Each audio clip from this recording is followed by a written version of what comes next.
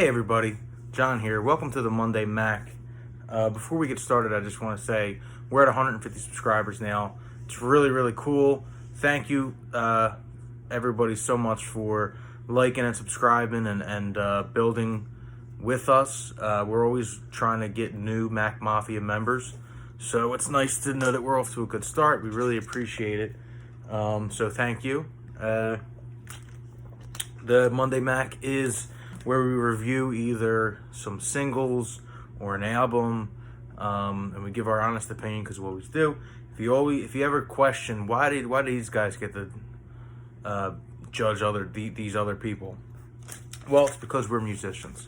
If you haven't heard our music, it's on the channel, and there will also be a link to our link tree down in the description. So thank you, everybody. Monday Mac starts now. So we're going to start with, my throat hurts. We're going to start with Muse, Kill or Be Killed. It's the Felsman and Tiley reinterpretation. So first off, I would like to ask, what the fuck is Matthew Bellamy singing about? I also read off of notes. These are my notes. Everything they've done has been so silly for years. The music in the song is fine. The original is a mess of sounds, but at least it isn't as boring as this one was. This is a nothing song. At least it's not that long. It's a 3.4 out of 10. Next up, and this one hurts more than you'll ever know. Oh, my throat. U2, One, Songs of Surrender, which is the new version of One. My first sentence that I wrote was, please stop. It's better than the first two new versions they did of their songs. But U2's my favorite band, and they're making very questionable decisions with their old music. Bono's performance is very subpar for him. The song itself is still one of the best ever written, but it's so hard to find how amazing that song is with the performance that they put out. Just not feeling it at all. This is because of how great the song still is structurally and how it was, the meaning behind it. It's still a 5 out of 10, but really not looking good for whatever that album is supposed to be. All right, next, number 3, Lil Yachty, Say Something. It's fine. It's getting a shit ton of hype though, and I do have to say, I think it's getting a shit ton of hype because the music he was making, it's such a change of pace from what he was doing.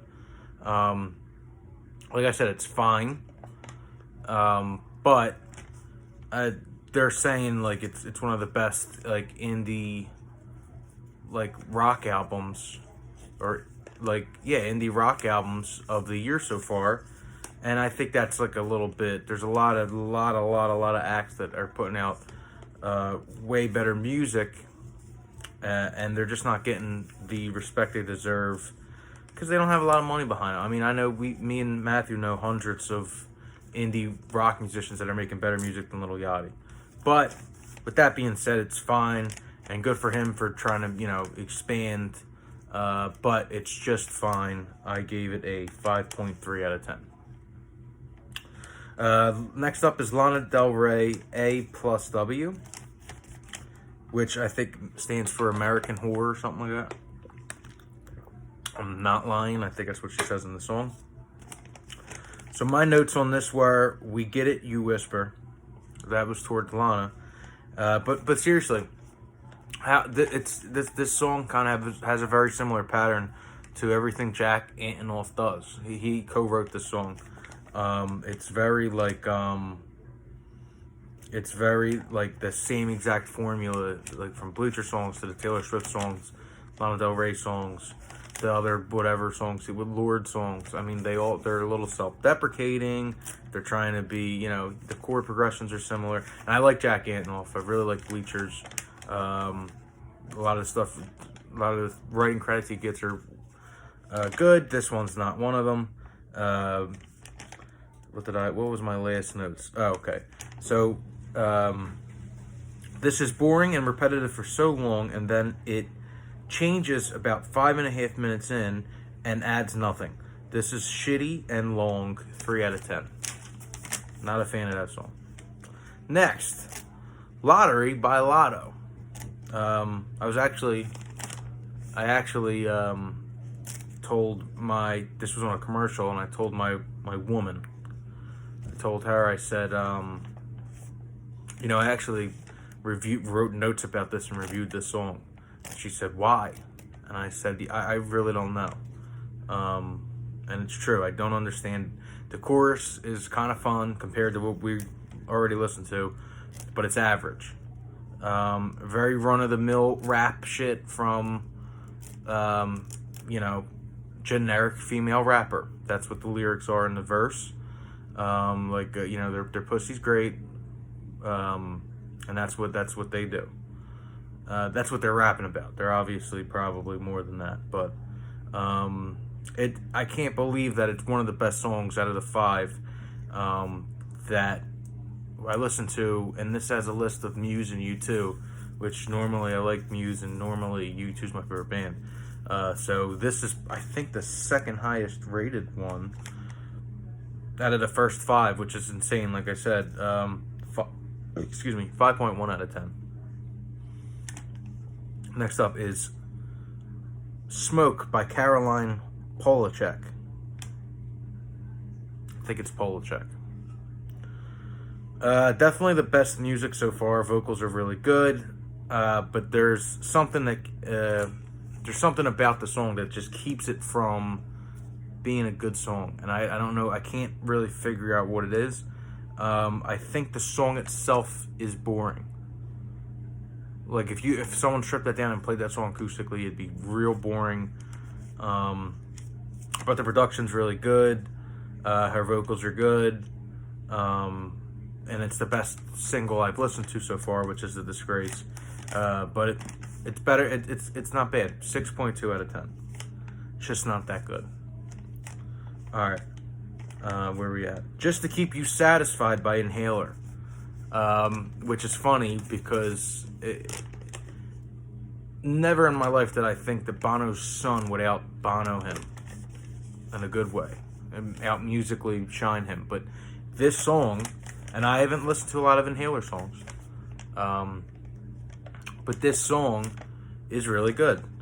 They won the Battle of the Hewsums.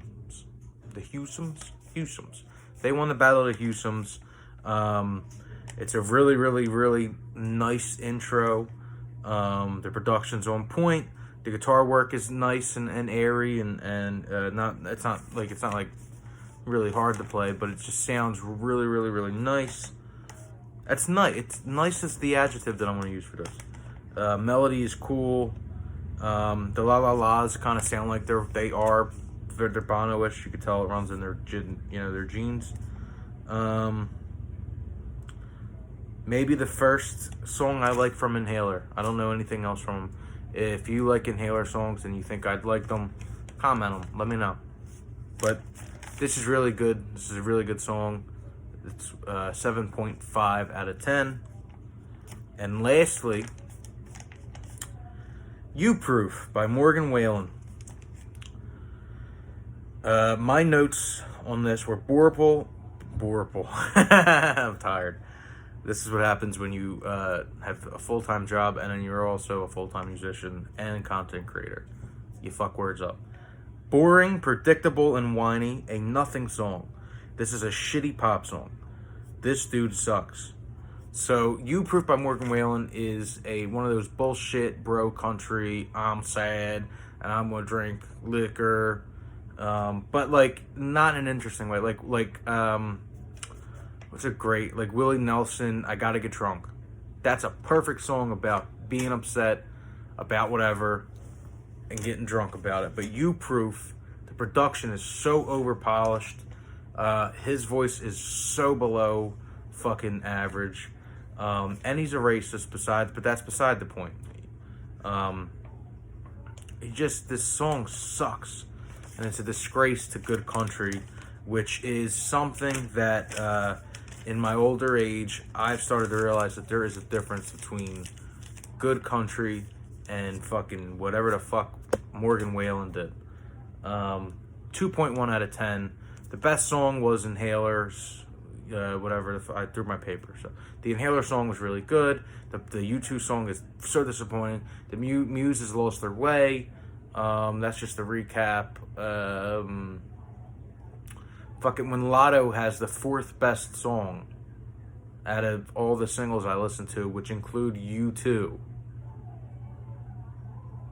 What the fuck are they doing, man? It's really sad. It's really hurting my feelings. But anyway, fuck Morgan Wallen. Go listen to some real country. Paul Cathan, Orville Peck, maybe Us. Who knows? But anyway, that was the Monday Mac. Thank you for watching. Like and subscribe. Our music's in the description. Thank you.